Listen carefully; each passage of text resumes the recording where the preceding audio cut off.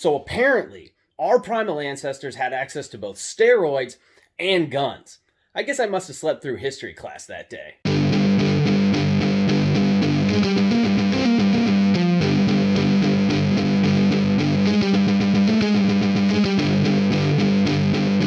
What's up guys, Enkiri here. Today we're going to talk a little bit about Liver King, or I think a more appropriate name here is probably Cringe King, because this is some of the cringiest shit that I've ever seen in my life. And one of Cringe King's recent Instagram posts was making the rounds this past week, and it really kind of struck me, right? It struck me. He was at the Metropolitan Museum of Art, aka the Met, presumably in New York City, and apparently his kids wanted to go there, right? They actually wanted to go to the museum. And I honestly thought that that was pretty cool, because I know that when I was 12 or 13 or 14 years old, the absolute last thing that I wanted to do was go and visit a boring art museum. But these kids wanted to take part in this cultural and educational experience. So what does Cringe King do? What is a Cringe King to do in a case like this? Well, for starters, he has to use it as an opportunity to bolster the Cringe King brand by turning it into Instagram content, but that's a given at this point, right? And I have to wonder if this man ever experiences a single genuine moment with his family at this point, or if every single moment is contrived and fabricated to push this ancestral narrative to its inevitable boiling point. I mean, if Cringe King doesn't eventually spear somebody on camera, then I'm calling bullshit on this whole primal act. But I digress. This is just a normal ancestral Tuesday, right? If the cameras ain't rolling and the hostages, children aren't performing, then the Cringe King brand is not growing, and we can't have that. But what really struck me about this whole scenario was that the kids wanted to visit the museum, right? They wanted to visit it for this educational and cultural experience, and the guy, Liver King, Cringe King, actually created an impediment to that. The kids wanted to enhance themselves culturally, and Cringe King actually put up a blockade by forcing them to do burpees and run up the stairs first. Like, it was staged for the Cringe King Instagram page. I get that. But come on, man. Is this really the narrative that we have to be pushing? You have to earn going to the museum by exercising first? Isn't that the exact type of mindset that leads to toxic thinking surrounding exercise, and the type of toxic mindset, the type of toxic thinking that surrounds certain eating disorders as well? I have to earn my calories by doing insert physical activity here first. It's a form of disordered thinking, and it is toxic, if you ask me. And you're hearing that from somebody who has spent more hours performing physical related activities in my lifetime than I can possibly even account for. Probably somewhere in the 99th percentile of human beings, if I had to hazard a freaking guess. And even I think that compartmentalizing things like this is a really bad idea, a really bad way to go about it. First, you exercise, right? Which that is apparently considered the negative part of this equation by Cringe King's line of thinking. And then after you have performed the exercise, after you have gotten the negative part out of the way, then you have earned whatever the fun activity or thing is after that. And that's just a really good way to create a sense of loathing towards physical activity in those kids. How about instead of forcing them to do burpees before they're allowed to enjoy life, you instill in them the benefits of fitness as its own separate entity? Why would you ever want to impose a barrier to your children receiving an educational experience, a cultural experience, while also simultaneously creating negative associations toward exercise in the process of that? Well, when I was a kid, we weren't allowed to go eat breakfast until we had done 100 push-ups and slaughtered 15 bison. And so now, for fun, I eat human hearts on the weekend. Okay, maybe I'm exaggerating there just slightly. Obviously, fitness should become part of your lifestyle, but Stuff like this, it needs to go away. It's silly, and it's a promotion of a type of extremism that really doesn't need to exist, right? You can be all about exercise and all about the mindset and all about the mentality without going to extreme sorts of levels like this. From all the aforementioned aspects that I just described, right down to the fact that you have this fucking roided up clown running around shirtless through New York City pretending to be a caveman while his ancestral cameraman documents every single step of the journey with his ancestral iPhone so that he can post the whole thing on Primalgram later, right? Whatever happened to good old-fashioned cave paintings, bro? If you were really primal, you would hire an artist to document your travels through New York City with elaborate modern-day cave paintings, okay? None of this cameraman bullshit. I want to see the Cringe King journey documented in lavish color on the exterior walls of the Met. Okay, that will really show us who our primal leader is. And since it's already an art museum, they can't even be mad about it. You're really just adding to the collection. In all seriousness though, I do wish stuff like this would go away. Not just these antiquated notions regarding exercise that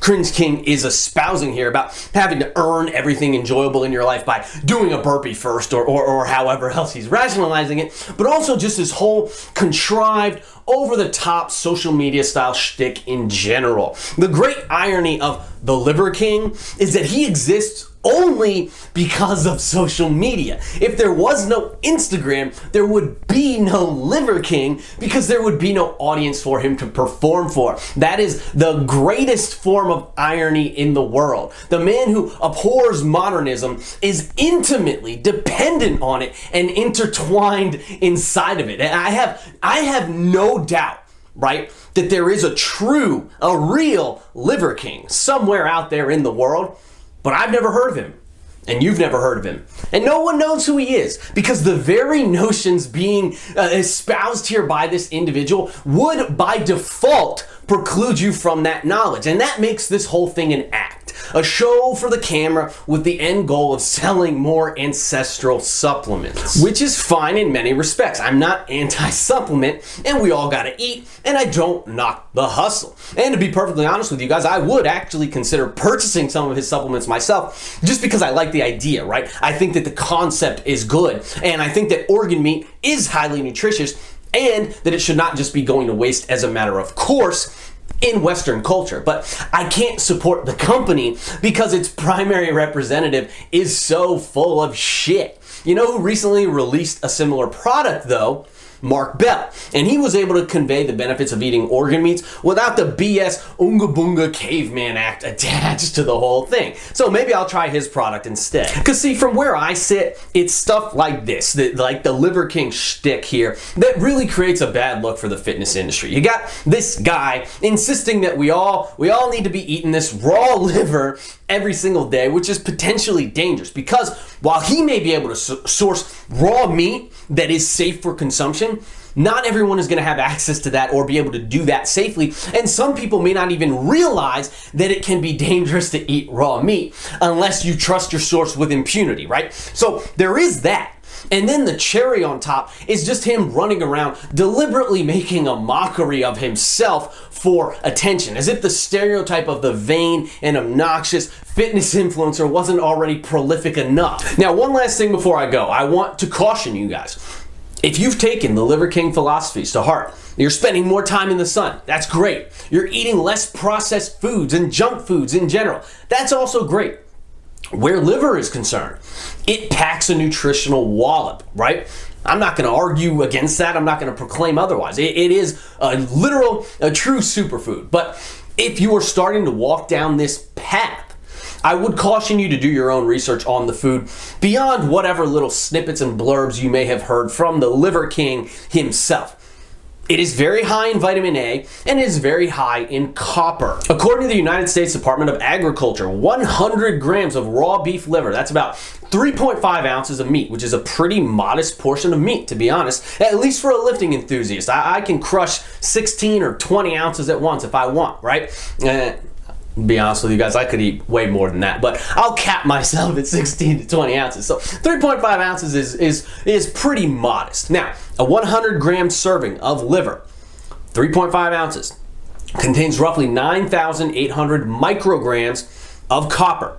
The UL, the tolerable upper intake level for copper, defined by NIH.gov as, quote, the highest level of nutrient intake that is likely to pose no risk of adverse health effects for almost all individuals in the general population. End quote. The UL for copper is 10,000 micrograms. So that is roughly the same amount found in just a modest serving of raw beef liver. A cooked serving of equivalent weight would contain even more than that, approximately 14,000 micrograms, according again to the USDA website. Now, according to NIH.gov, chronic exposure to high levels of copper can result in liver damage. So, since you would be teetering dangerously close to or potentially exceeding this upper threshold, this is definitely something that you would need to be cognizant of if you are a liver enthusiast, if you're eating a decent amount of it or you're eating it relatively frequently. Remember, the UL is not the RDA. The RDA, the recommended daily amount for copper, is only 900 micrograms. At 9,800 micrograms, 100 grams of liver contains over 10 times that amount. Further, that same 100 grams of raw liver contains roughly 5,000 micrograms of vitamin A.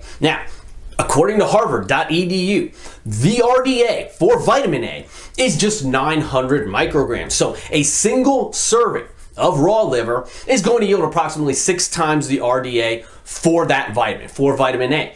Further, the UL for vitamin A, the tolerable upper intake level, is just 3,000 micrograms. So a modest serving of beef liver containing roughly 5,000 micrograms contains about 1 2/3 of the tolerable upper intake level of vitamin A. It contains well over the threshold level of vitamin A. According to Harvard.edu, vitamin A toxicity is actually likely to be a lot more common in the United States than is vitamin A deficiency. And excessive intake of vitamin A may increase the risk of bone loss and hip fracture, as well as decrease the bioavailability of the vitamin D that you consume, which can create its own host of other problems as well. Now, the problem with vitamin A is that it is a fat-soluble vitamin. A, D, E, and K. Those are the 4 fat-soluble vitamins, right? And the other common vitamins that we all know of, those are all water-soluble vitamins.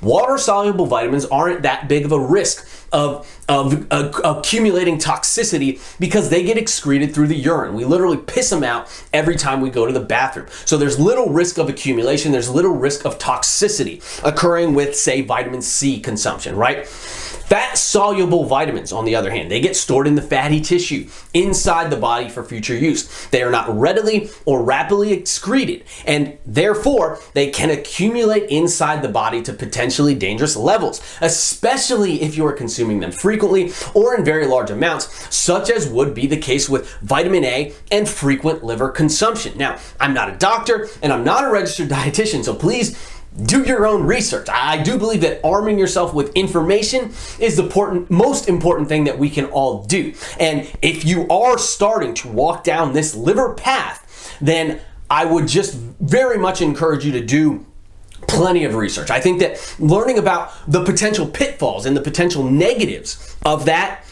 food is going to be just as important as learning about the potential benefits, right?